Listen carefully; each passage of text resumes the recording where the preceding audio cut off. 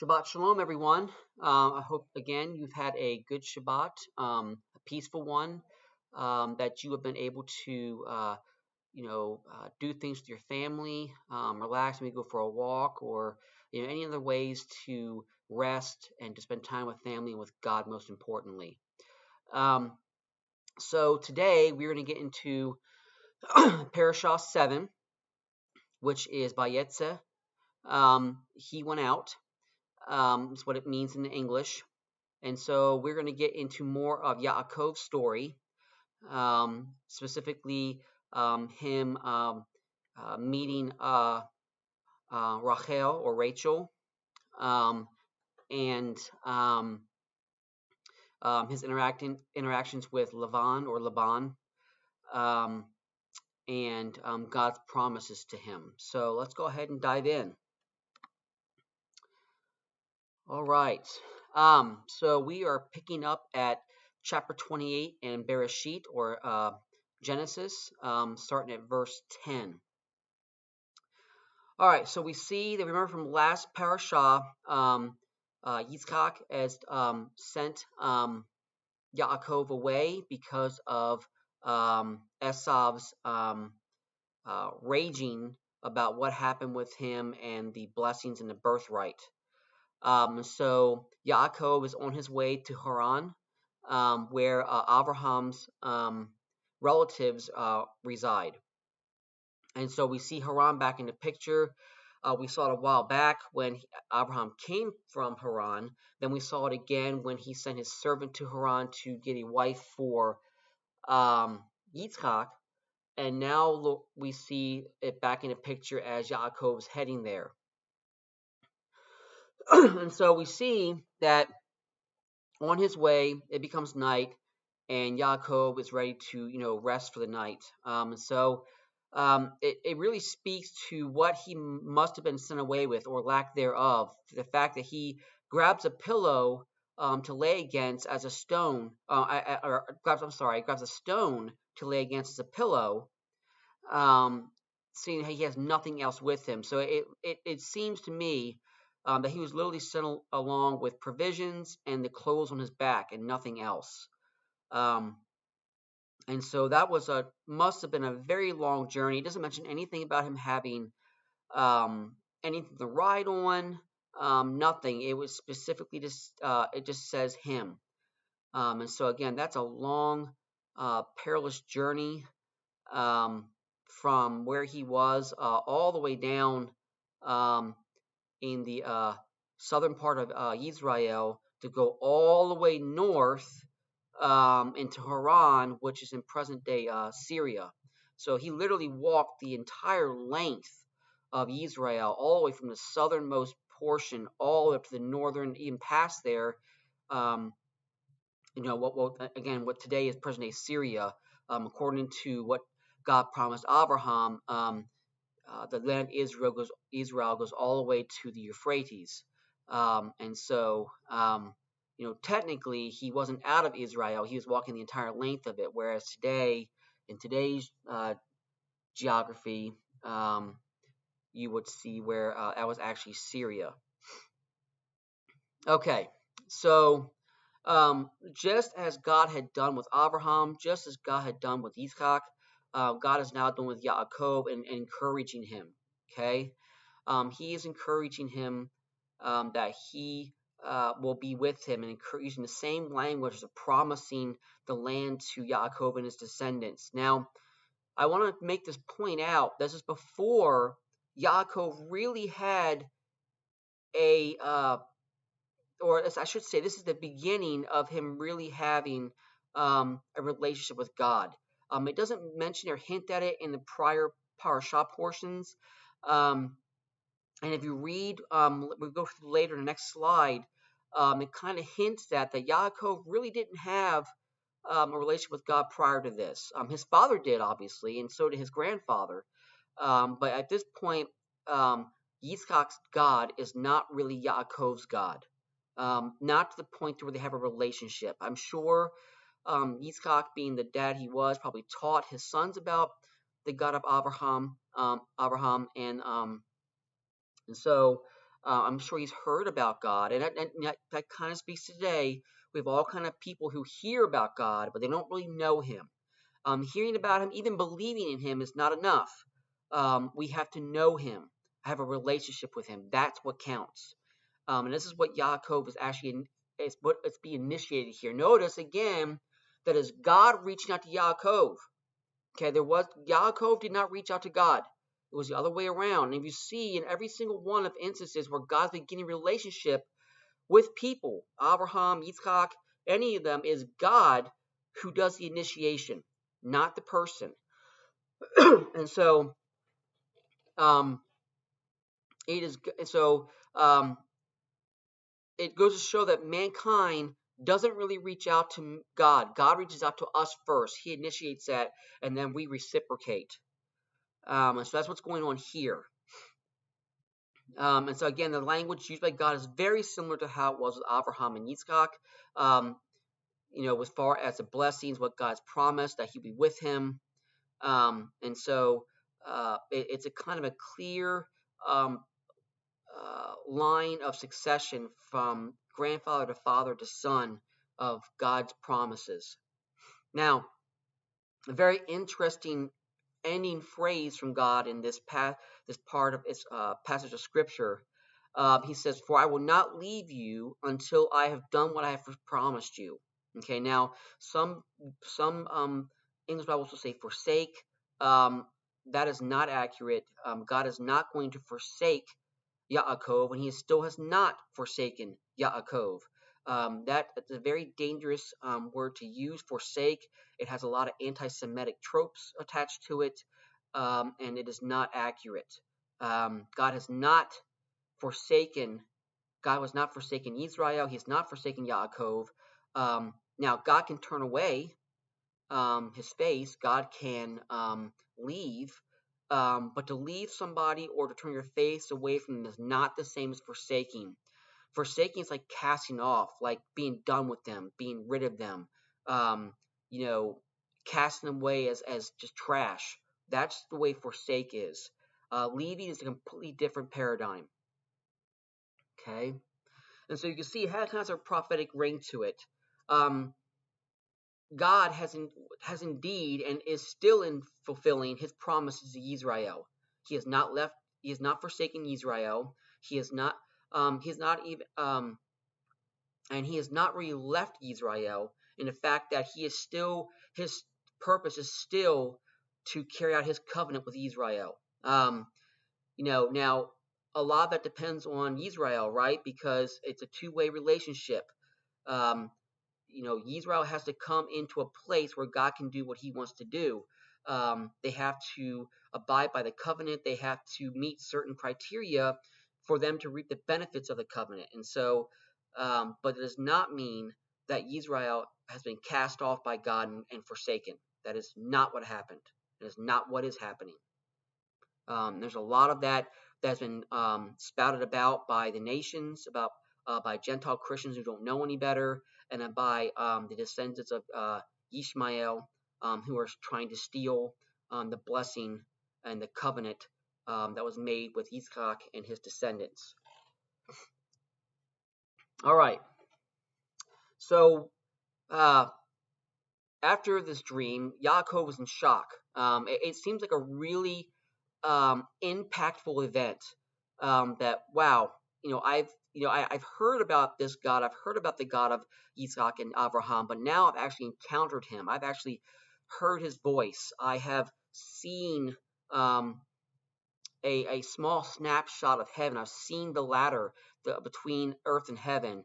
And so, in shock, he considers this is God's house. And it's also the gate to heaven.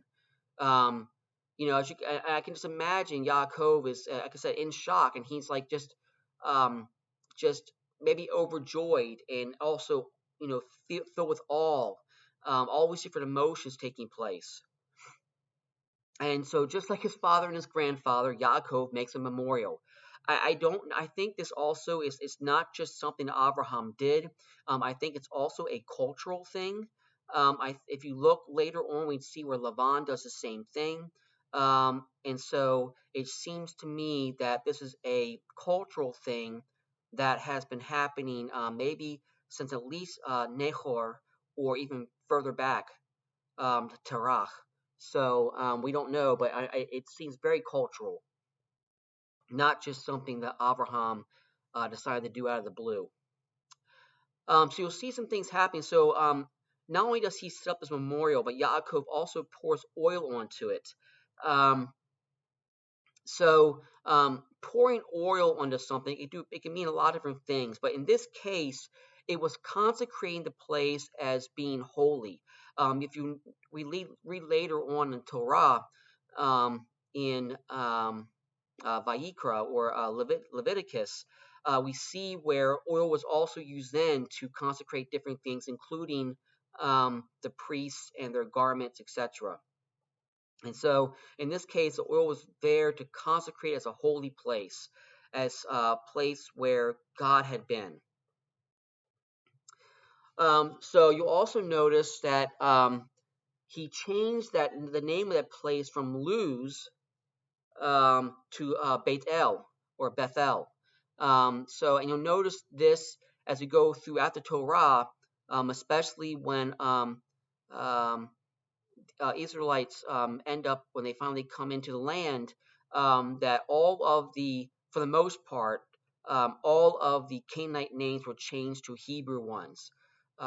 It's basically taking away every last bit of Canaanite culture and evil and everything that's associated with them, and converting it over to Hebrew and over to that which pleases God. So I can kind of see it that way. All right, so after his dream, Yaakov makes a vow to God that if he indeed watches over him, God will be his God. Again, really cementing the fact that now, it's not just the fact that Yaakov knows about God or has heard about him or learned about him. Now he wants to actually follow him and know him. And then it also goes to the fact that even though God had made a covenant with Abraham and with Yitzchak to give the land, and now with Yaakov, it still was on the other party to go ahead and actually abide by the terms of the covenant and to have that relationship with God. Yaakov could not ride on the ride the tailcoat of Yitzchak no more than Yitzchak could do the same with Abraham. Every person has their own, responsible with their own relationship with God. You cannot rely on somebody else's relationship with God for your own. It doesn't work that way. Another thing we notice here, and this is something that calls back to Abraham and his dealing with Melchizedek, is that he's promising tithes. Okay, now, if you remember back when we talked about this instance between Abraham and Melchizedek, that tithes are given to someone who's greater than them. It's kind of like a tribute. It's a tribute to either maintain or to gain the benefits of a relationship. And so Yaakov promises God the tithes of everything as a kind of tribute to him and an act of worship, which again was what it also is when we get later on in the Torah, when we start getting into the law of Moshe. All right, so now we're going to switch tracks, and now we're actually, after this dream, we're actually going to proceed on to Haran. Okay, so we're in chapter 29 now, starting at verse 1. And so it says, again, another very curious phrase, Yaakov lifted his feet up and journeyed. So he didn't just walk. He didn't just, get up and walk and continue on his journey, which he must have been somewhat tired by now, as long as he was walking. Now it's like he lifted his feet, like he is walking with purpose, with zest, and with energy. And whereas before he was worn down, maybe tired, maybe more what was going on, maybe a little bit fearful, now he's full of purpose and zest. He's seen and talked to God. He has seen heaven, and he is just bubbling up and full of energy and ready to go. Um, and so he walks further on and gets close to Haran. Um, he sees a well in the middle of a field come into view. Now, it could have been, a little far off, where he still had to walk through the ways, or he may just not been he may have been so in his thoughts about what happened with that dream, maybe he didn't even realize it until it was right there. Who knows? But when he saw it, there were 3 flocks of sheep there, and their shepherds with them. And over top of the well was a large stone, a large heavy stone. And that's going to be important here in a minute. Now, why was that large heavy stone put over that well? Well, to keep it simple, it was to prevent thieves. Okay, the wells that were dug were the property of those who dug it, and so oftentimes they put a big stone over it to protect it from being used by others. Now, I don't know what Abraham did. It does not mention anything about any of the wells that him or Yitzchak had dug being covered with a stone, which to me kind of speaks again of Abraham and Yitzchak's generosity and hospitality towards others, even if they didn't know them, to where they could just stop by and get some water. Where here it kind of denotes a little bit of "this is mine, you can't have it" kind of deal. And so it kind of speaks of the personalities and the kind of culture that were amongst Abraham's relatives in Haran. Now we still see later that hospitality was a thing in Haran, but you're seeing it's not quite on the level that Abraham and Yitzchak displayed to others. All right. So after dialogue with some shepherds, Yaakov finds out he is near Haran. Okay, so that had to be somewhat of a relief. Finally, I'm here. Um, so he asks, about Lavan and asks if they're doing well, and they say well. And he said, as a matter of fact, here comes Lavan's daughter right now, Rachel, who also happened to be a shepherdess. Now, it says that Yaakov tells them, hey, it's not the time for the sheep and all to be gathered. Go ahead and water them and let them go graze. I don't know if maybe Yaakov was trying to get them to leave so he could talk to Rachel alone. I don't know why Yaakov was trying to get them to water the sheep and then go with them and leave. But in any rate, they tell him they can't until all the flocks are gathered, including Rachel's. And so when Yaakov sees Rachel, he had to be filled with incredible strength, because he removes that huge stone all by himself from the well. Again, this wasn't some little stone. This wasn't even a moderate stone. This was a large, heavy stone that it probably took multiple shepherds to move. Okay, and Yaakov does it all by himself. So it just goes to show you, just how enamored, how completely taken with Rachel he is, to where his whole entire being reacts to seeing Rachel.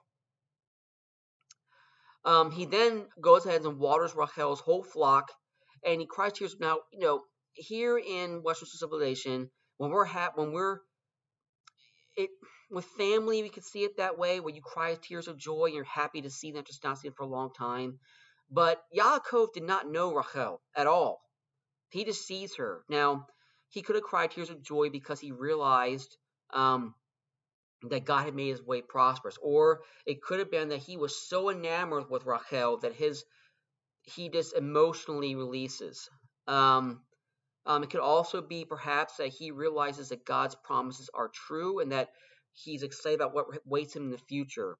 At any rate, he is overcome with emotion and cries tears of joy upon seeing Rachel, and afterward kisses her on the forehead,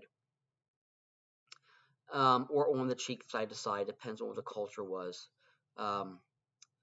Anyways, So after this, Yaakov tells Rachel his story. I mean, how everything that happened between, while he was sent away to arriving there.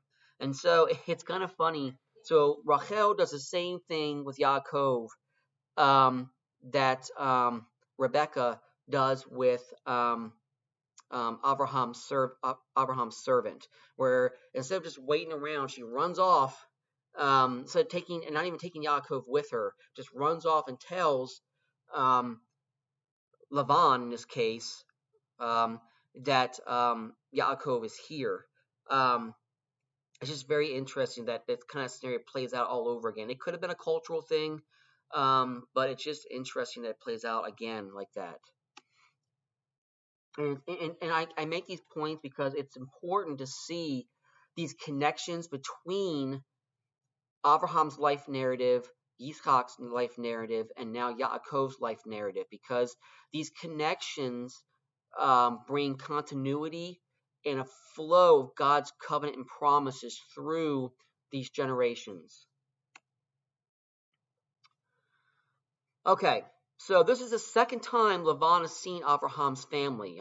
Before he saw it when Yitzchak's servant was there. Now, technically, his servant wasn't blood family, but he was still considered part of Abraham's family. He was his chief servant. I'm sure he had a very good relationship with Abraham, and it seemed like Abraham cared about him a lot. And the fact that he was willing to actually make him his heir. So there must have been a really good relationship there. And it goes again to show that our ideas of servants now are nothing compared to what they were back in, at least in Abraham's lineage, where they treated their servants much more differently. All right. So Lavan showed the customary hospitality. He ran to go bring Yaakov to their home, kind of like what happened with uh, Abraham's servant. Um, and now Yaakov, I mean, Rachel tells him some things, and Lavan suspects that maybe this is really family, and in any event, is hospitable and brings the man to his house. But after Yaakov tells his story, uh, now Laban realizes this really is his cousin. This really is his flesh and bone. And so Yaakov stays with him a month. Now, when he stays with Lavan, he doesn't just stay there and have a mini vacation or stay there and visit with family. He actually works there during the time. And it's hinted that has already occurred because Laban offers to pay for Yaakov's service to him. Okay, so he must have already been working for Laban and helping, maybe out of courtesy. Maybe he wanted to not be a burden to Laban while he was there. Again, you have the whole hospitality thing coming in where Laban is being hospitable to Yaakov, and now Yaakov is wanting to say, no, no, no, let me do my part, at least at some point during that month. And so now Laban's like, hey, I don't want you doing this for free. I'll go ahead and pay you for your service. Now, this seems like a great thing. Hey, this is a really good relationship developing here. Unfortunately, as we're going to see, this is not how this turns out at all. This begins a long, drawn-out, fraught-filled relationship between these two. It's really unfortunate, and we're going to see that that Lavan is completely behind all the deception that happens with Yaakov. We're going to actually also turn around some misconceptions that we have with Yaakov about how he related to Lavan, because there's some more anti-Semitic tropes in here and things of that nature that people come up with that are not true about Yaakov's relationship with Lavan. Excuse me, my glasses. Okay. Now we get to a part that seems kind of cruel and kind of like cold. But it's not meant to be that way in Scripture. It's meant to simply describe these two daughters. It is not meant to be favorable towards one or the other. It is not meant to look down on the one more than the other. But Scripture describes here Laban's daughters, and it indicates one is more physically appealing than the other. Okay, now we're going to see later that being physically appealing doesn't necessarily mean anything. Okay, and so again, it wasn't to denigrate Leah, who's going to be the less physically appealing one. It has nothing to do about denigrating her as much as it's just simply just making a point. Okay. Yaakov had already fallen in love with the more physically appealing one before he even knew about sister Leah. So, we can't come down on Yaakov for his love for Rachel. That was already established before he even met Leah. Okay?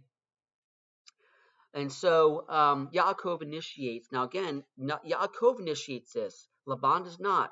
Yaakov initiates to work for Laban for 7 years to marry Rachel. Scripture calls this the marriage week that Yaakov calls it later. And so Laban agrees. Again, everything seems well. He says it's better to go ahead and give Rachel to him, insinuating, hey, it's better to give the family than someone else I don't even know. Okay, so again, if things are looking on up and up, or he's working for Laban, he's getting paid for it, or he's going to get paid for it, and he's going to get Rachel to marry. Looks like a great relationship developing here. Everything looks really cool at first. Again, things go quickly sideways. Okay. So it also mentions that Yaakov had such a love for Rachel that those 7 years seem like just days. I can imagine him looking upon her, maybe talking with her. Maybe they developed a good friendship during that time. We don't know, but to where those days just flew by so fast. So time comes when Yaakov is actually finally going to get to be with Rachel, and he is. You can imagine how elated he is. Finally, this day has come. He is ready. Maybe she is ready, and it's just seems like a wonderful thing's about to take place. So Laban goes ahead and throws a big, lavish, for lack of a term, party, celebration. Everybody's there, enjoying themselves, celebrating what's going to be a union between Yaakov and Rachel, and then things go sideways. So Laban's greed gets to him. This is really what happens. Is Laban's greed gets to him, and we don't know how long Laban's been planning this. But we know Laban is the ringleader here. He gives him Leah instead of Rachel. Now, how did Yaakov not recognize that he had married Leah instead? Now, it could have been they had the feast, and then Yaakov took her. They, slept together, consummated the marriage, and that was it, and that was being married. If that's how it happened, then, the whole entire time, Yaakov is, and Rachel are talking. They're celebrating what's happening. And then when it's time for this consummation to take place, Laban brings him Leah. Now, the only way I can tell, can see how Yaakov would have been deceived is if Leah's face was covered and it was dark. So maybe the celebration was over. It was nighttime. Leah's face was covered. We know now, when people get married, they have a veil over their face. This could be the same thing where Leah's face was veiled. And so Yaakov really did not know what was going on. So it's interesting to see who was all in on this, because obviously, yes, Laban was a ringleader, but how much was Leah and Rachel involved in this, and to what extent? Was it forced, unforced? We don't really know at this point. So Laban could have really pulled rank and just said, "Hey, you're going to do this. You don't have a choice." Now, with Rachel looking at getting married, if Leah was jealous in any way possible, there is a possibility that she could have been in on this to to marry Rachel first. And we don't know what kind of rivalry was already in place between Leah and Rachel before Yaakov even showed up on the scene. All right, so Yaakov realizes what happens the next morning, and it's like, you know, what in the world just happened? Um, so again, how does Yaakov not recognize that he slept with Leah? Again, did she disguise? Maybe did she not talk at all? Did she disguise her voice? Was her voice really similar to Rachel's? If he spent any time with Rachel, would he not been able to tell the difference between her and Leah? Even with her face being veiled or whatever. It was dark, and now possibly the veil could be removed when they consummated, and it could have been dark in there where there was no lights turned on. I don't know exactly how that went down. For whatever reason, Yaakov was not able to recognize that Leah was the one he was with. Um, so Laban gives the excuse that in our culture, the younger daughter is not given away before the older one. And that on the surface, it seems like, okay, that's your culture, but something seems off.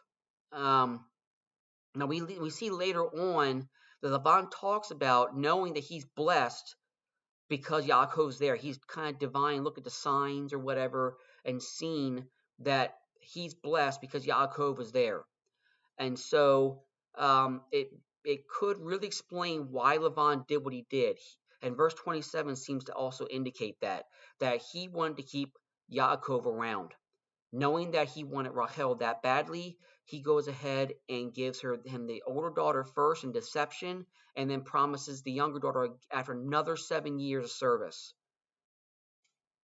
Okay, now here's where another tragedy begins, another relationship tragedy. Okay, so now Yaakov is going to be married to Rachel and Leah. He's got two wives, right? Now, Yaakov was already in love with Rachel. He did not anticipate having another wife. Did not expect to have Leah. But regardless, it's consummated. He has Leah as a wife now. And now this becomes very tricky because he can't just sit there and ignore Leah because he's in love with Rachel. Regardless of how this took place, he's got to treat Leah not just ethically, but he's got to love her as his wife. And so this is a very difficult thing, and it turns kind of ugly between Rachel and Leah. And again, we don't know what kind of rivalry was already in place prior, if there was any at all, prior to Yaakov showing up. But there definitely is one now.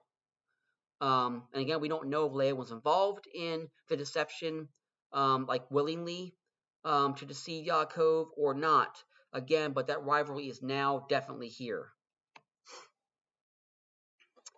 Um, So again, Yaakov had been deceived at least by Lavan. We know Lavan was the ringleader.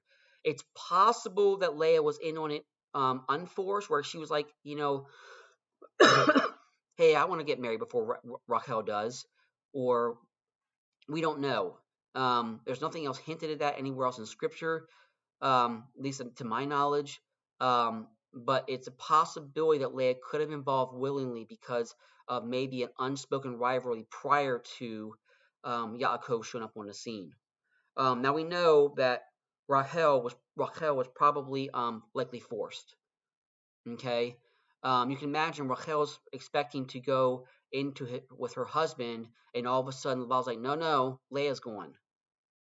Okay, so that was not a good thing. And later on, towards the end of Parashah, I believe it's Rachel who kind of narrates how neither one has been treated right by Lavan, and this could have been one of those instances. Okay, so again, he's in a bad spot. He's got to be ethical with Leah. He's got to love her. He can't ignore her. They are both his wives equally, and he has to treat them that way. Unfortunately, that is not how it plays out. Whether Yaakov meant to do it purposefully, maybe he thought Leah was in on the deception and had a kind of a grudge towards her, or maybe it was just maybe he did not mean to do fully. Maybe he didn't mean to do it on purpose. Um, maybe he just naturally gravitated towards Rachel, and Leah was kind of left to the side. However, it happened. Um, this is what happened, where Leah felt unloved, and sometimes, in one way, that Scripture says she was felt hated. Um, and again, we don't know if that was on purpose or not by Yaakov. That's kind of how things went down.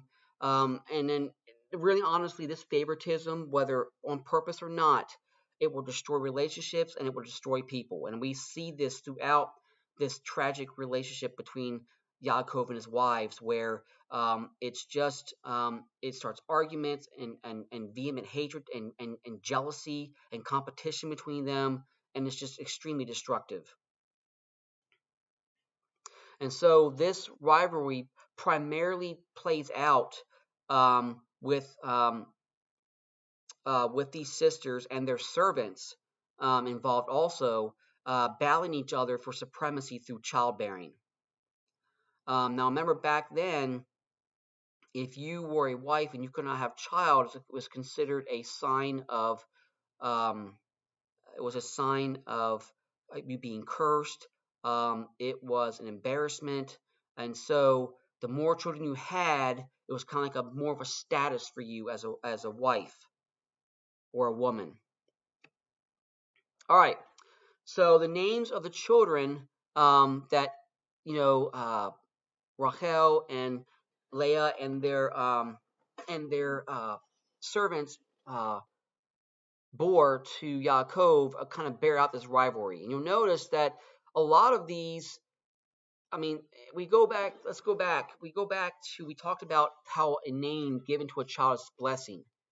So keeping that in mind, and reading through these names, you can see you're like, there's not very many, there's a few, but a lot of these aren't like blessings. They're just, it's almost like, um, narrating the wife's frustrations instead of actually giving a blessing to their child.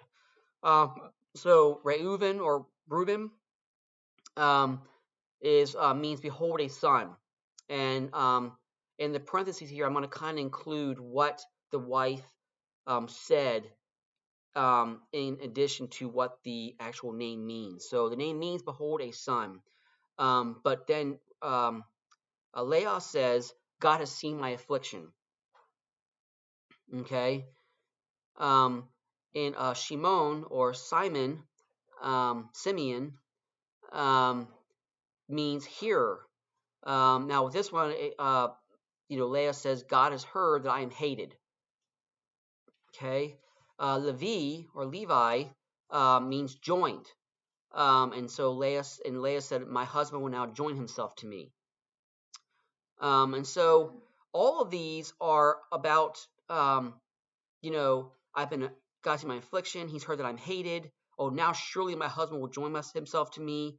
And so these children are being used kind of like weapons against the other wife. And it's sad to hear these names, and like they're not really a blessing per se. They're just a statement about something that's happened that wasn't good. And so then we go to Yehuda or Judah, which means praise. And actually, Yehuda really means it's an act of throwing your hands out. So when we worship God, we throw our hands out up to Him. And so it's that act which means praise. Now it says, Leah says, this time I praise God. I praise Adonai. Okay? The other three sons, she had seen, she said, hey, God sees me, and God answered. But this time she actually praises God for the child. It's not just a statement that, oh, God's seen or God's heard. And now my husband will join myself to me. Now there's no really pretense of haha. Now I'm getting over on my sister because I have another child.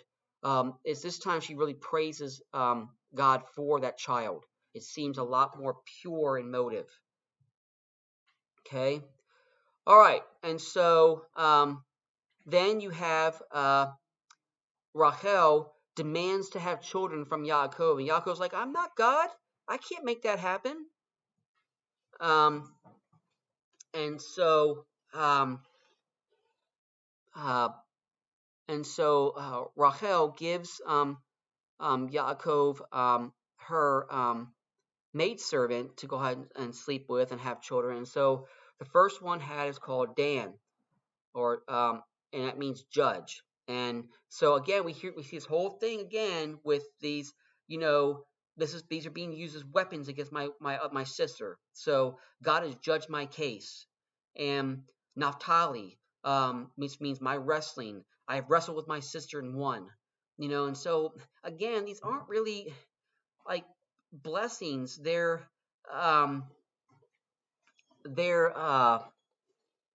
more so just statements of I'm getting over on my sister, and it's like I said, it's just really unfortunate.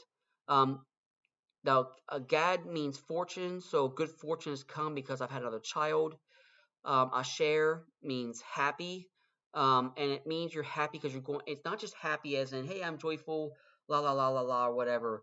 It means happy as in when I'm going in a straight line, I will be happy. When one goes in a straight line, when one um, deals in integrity, they will be happy. When they go on that straight line, they will be happy.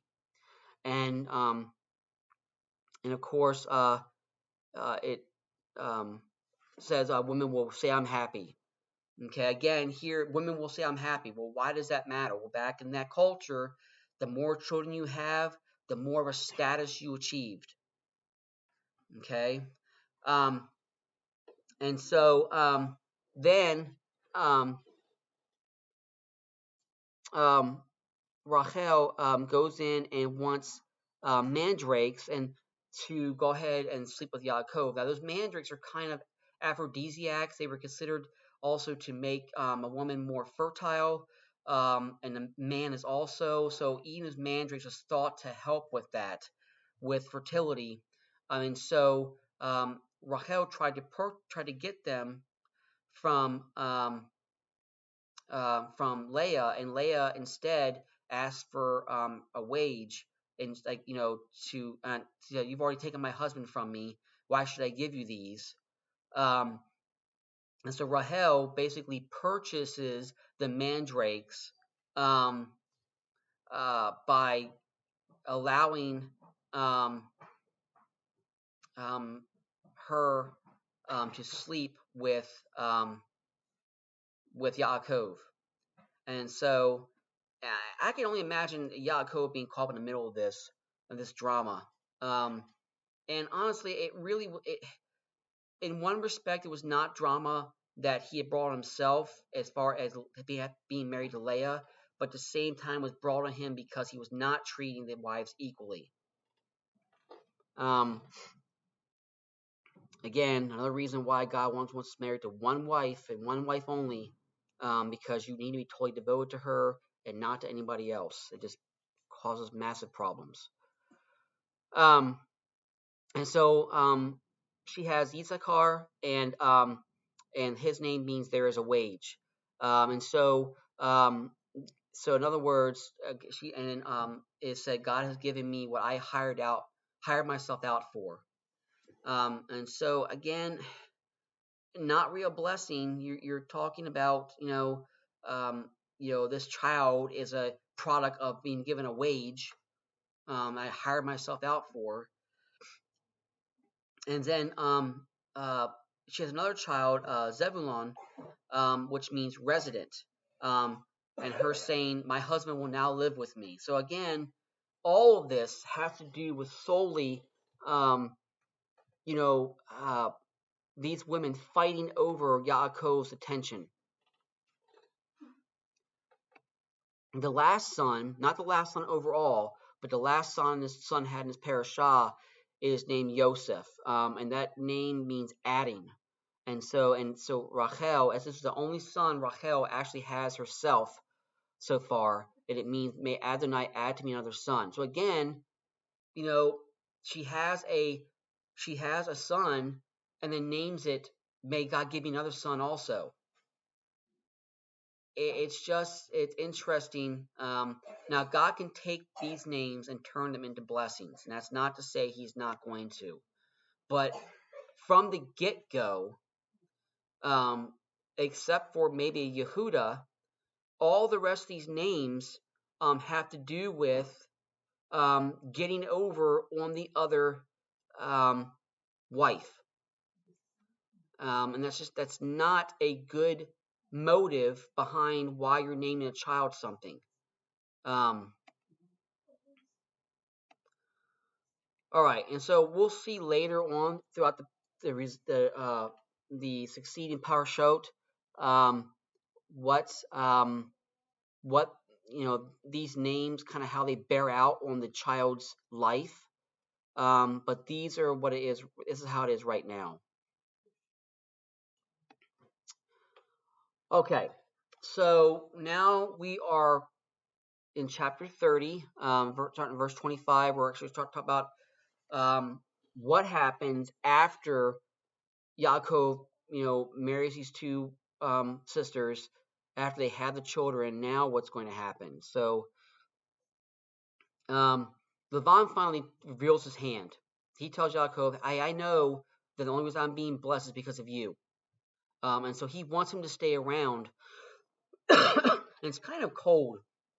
Hey, I don't want you to stay around because you're family. I want you to stay around because I'm being blessed because of you.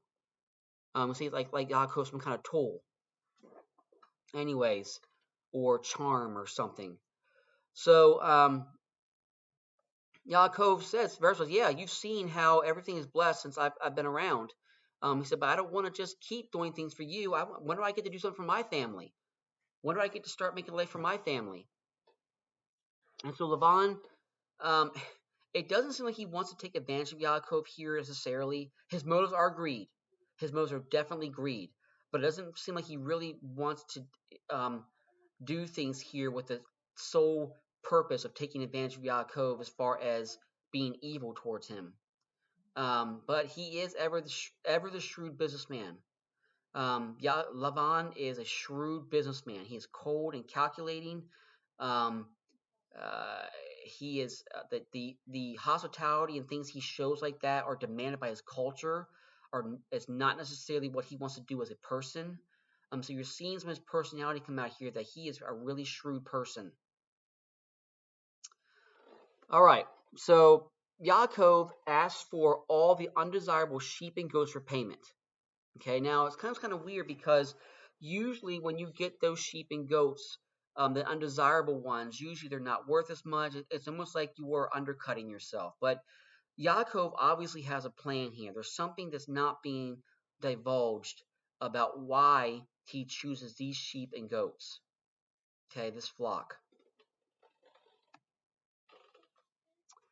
All right, so Laban agrees, and he gives all of the colored and patterned, the less desirable sheep to his own sons to watch over, while Yaakov watches over Lavan's. Now, this is obviously to make sure, Lavan wants to make sure he's not going to be cheated. Again, being that shrewd businessman. And somehow, Yaakov takes these three branches, almond and poplar and different things of that nature, and strips them down and does different things with them and places them before the stronger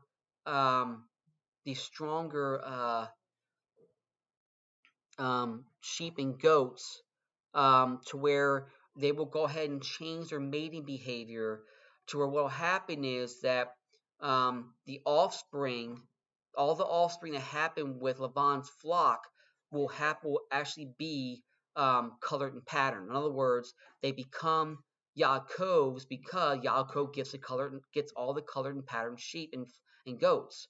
And so as more and more colored and patterned sheep and goats are born, he gets them, and the other ones die off, through natural causes or eaten or however. They also, again, all of Laban's flock slowly becomes Yaakov's.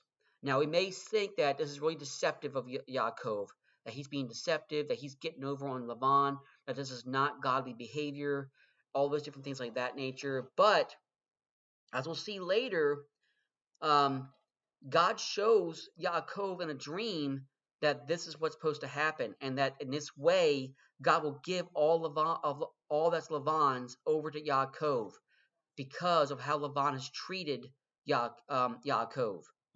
And so this is not Yaakov being deceptive and cheating Laban. It's Laban having his everything taken away from him by God through this method. This is God's action here. This is not Yaakov's. So it's almost like a fact of God judging Laban and taking all that he has and giving it to Yaakov because of the deception, how Laban has treated him and his wives.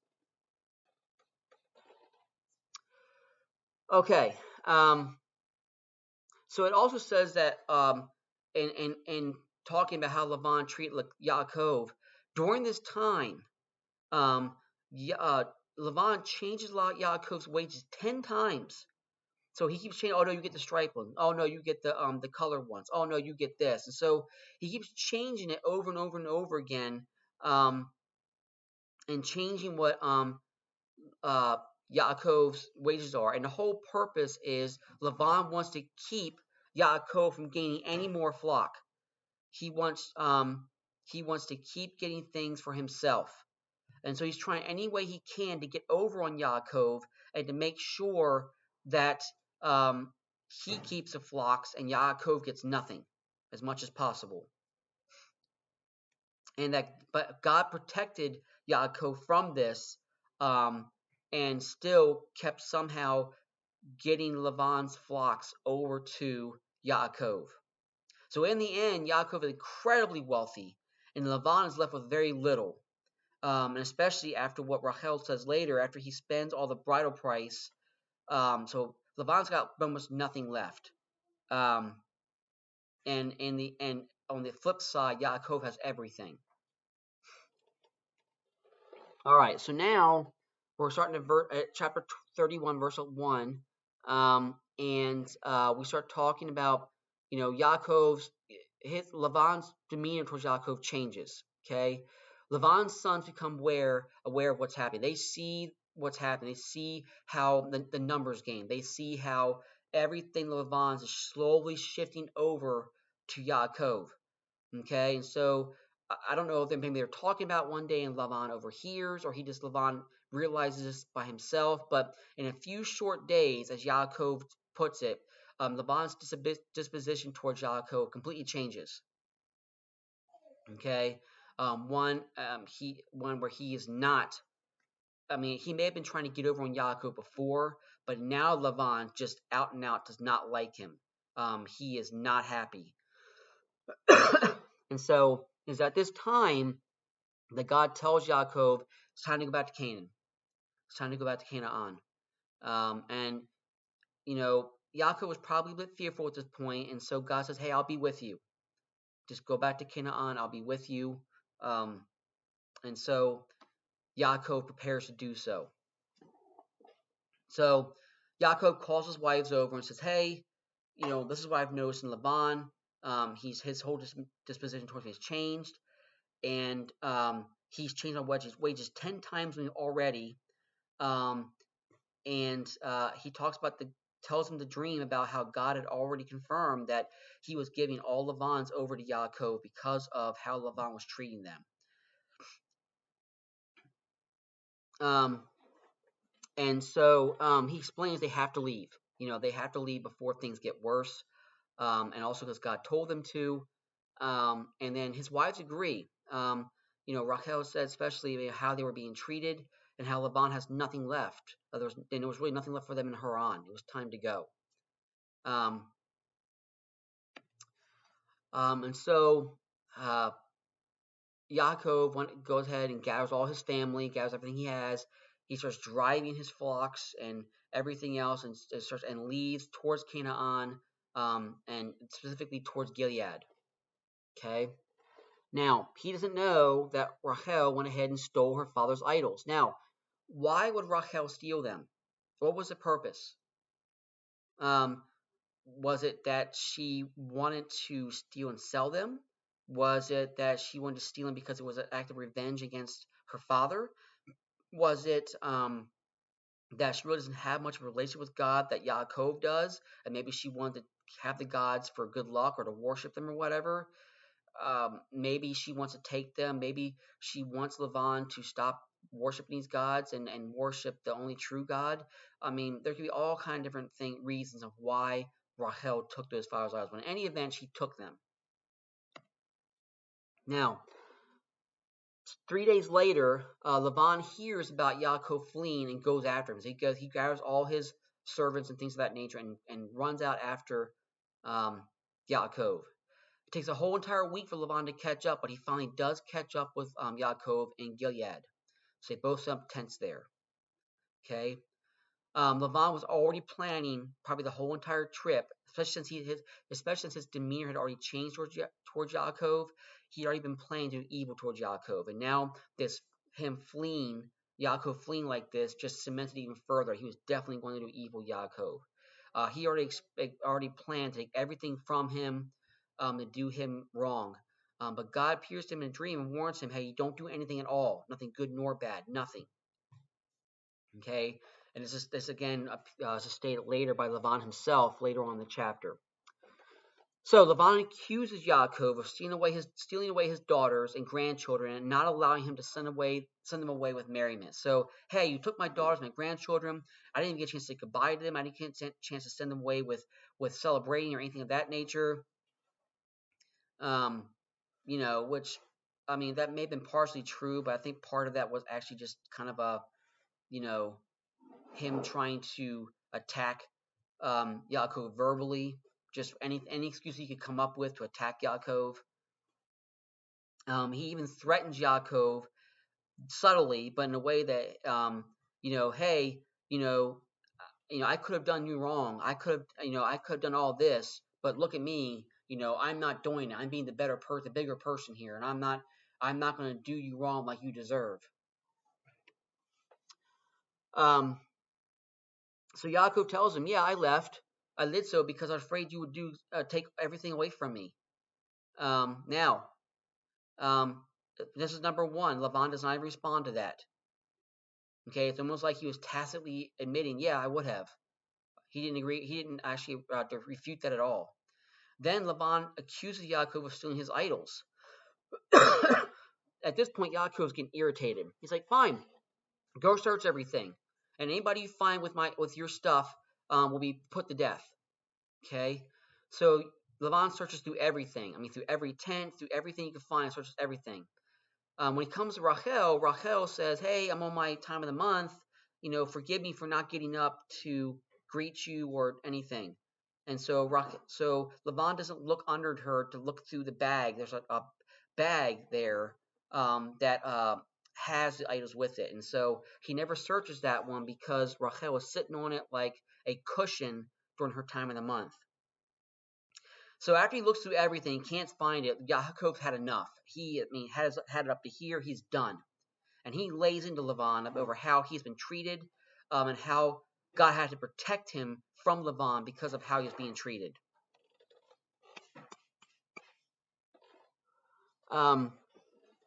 So then Lavan's turn comes. He's okay. I can play it. I can do this also. He yells at Yaakov in no uncertain terms that everything Yaakov has is his. Everything. Again, he doesn't try to defend against any accusations. Nothing. Okay, there's no. He tacitly admits to everything Yaakov has said. Doesn't care. In his mind, everything Yaakov is his. That Yaakov stole it from him. His daughters, his grandchildren, the flocks, all of it's his. Okay, almost as if Yaakov didn't work for or do anything. So after this blow up, because God had told Lavan not to do anything, Lavan, it seems at this point, just wants to cut ties, just be done with Yaakov. So they make a covenant and set up monuments to attest to it. So, the place Gilead actually means in English witness pile. So they set up this pile there, and Laban sets up this pillar, and it's supposed to testify the fact that they're making this promise to each other to not go against each other um, with an evil intent, and um, as you see in the next bullet point here, not to mistreat Laban's daughters. I mean, he actually has the gall to insinuate that Yaakov was going to mistreat his daughters and his grandchildren. Now, it could have been partially, at least, over the fact that I'm sure there were multiple arguments back and forth between Leah and Rachel over attention, maybe also with Yaakov himself over attention. And so maybe Laban had overheard some of this or been told this by his servants or whatever, maybe by his sons. And so he uses that maybe to insinuate that Yaakov might mistreat his daughters and grandchildren, which again, it's total garbage, but Laban tries to use it again to attack Yaakov. It's actually pretty rich considering that he himself had already mistreated his daughters and they themselves said he did. All right. So again, Laban, in addition to telling Yaakov not to mistreat his daughters and grandchildren and not to marry other wives, to also they would not go past the monuments to the other land in an effort to harm the other party. It wasn't that they couldn't go past them if he wanted to go to Haran or they wanted to come to Canaan. They just couldn't do so with harm in mind. Now, you can see Abraham's family's polytheistic beliefs here when Laban not only invokes Abraham's God, but also the gods of their father Nahor. Okay? So you can see here what Abraham is a clean break theistically between his family himself, where he worships the only true God, and whereas his family is still worshiping these false gods. All right. Another interesting point here, if you read back further a little bit, Yaakov calls God the fear of Yitzchak, and then he calls him again the same thing, and at this point. And so, with that term fear, obviously it does not mean fear as in dread. Oh, it could be. It could mean dread, but it could also mean awe. Okay, it could mean that hey, I'm in awe of you. You're incredibly amazing. It can also mean hey, I'm fearful of you because you're more powerful than I am, and you could judge me if I don't do what you ask me to do. So those are two sides of that word fear. And so it could be here that God causes fear to those who come against Yitzchak. Maybe God is the fear of Yitzchak, that people around them feared Yitzchak because of God. It could be Yitzchak's reverence of God, or it could plainly, like I said before, just be that God is one to be feared. All that could be wrapped up into that phrase, that kind of title, the fear of Yitzchak. Okay, so they make this covenant, and there's no covenant without sacrifice. Okay, at least back in that day, when you made a covenant, it was done by sacrifice. And again, the point of that sacrifice was saying, hey, what's happened to this sacrifice, may it happen to you if you break this covenant. That was the deal with it. So they have a fellowship meal to kind of seal the deal. They eat the sacrifice. They sit there and have a fellowship meal.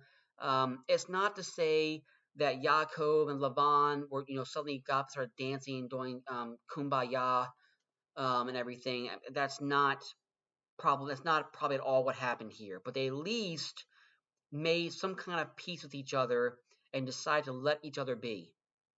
Okay. So after Laban leaves, Yaakov is met by the angels of God. So after this whole ordeal, he's going back to his tents, and he's met by the angels of God. And we don't know what happens. We don't know why they appeared, only that Yaakov calls it Mahanaim, which means God's camp. Okay? And so it could have been that maybe the angels are there to encourage Yaakov. We've seen it multiple times throughout Scripture where angels do go and encourage and uplift someone who's just been through something that does have a minister to them that way. or maybe perhaps it was to give Yaakov instructions or tell him about what's to come. I mean, all kind of different things of why the angels were there. The angels don't just come around for no purpose. So they're sent with a specific purpose to that person or persons. And so it was, it could have been all those things wrapped up into one. All right. And so that ends our Parashah portion for this Shabbat. Again, I hope it blessed you. I hope you learned a lot. Please, again, like I always say, please go and read through the Parashah portion yourself. Let God speak to you Himself through that. I hope what I say, that God uses what I say to bless and to teach. But by all means, please, Scripture is not up to private interpretation. Please go ahead and read it yourself. Okay, as always, if you have prayer requests, please go ahead and send them to the email address there on your screen. You can go ahead and tell me your first names. The first name is the person you want me to pray for. And you can also tell me what's going on with them. But, keep it succinct. You don't have to go through anything that's going to be personally identifiable or anything of that nature. And I will be more than happy to pray for you. So, brachot. I hope you have a great week ahead, and that you continue to grow closer to Him and to those you love. So, all right, have a great week. I hope to see you next time. Shalom.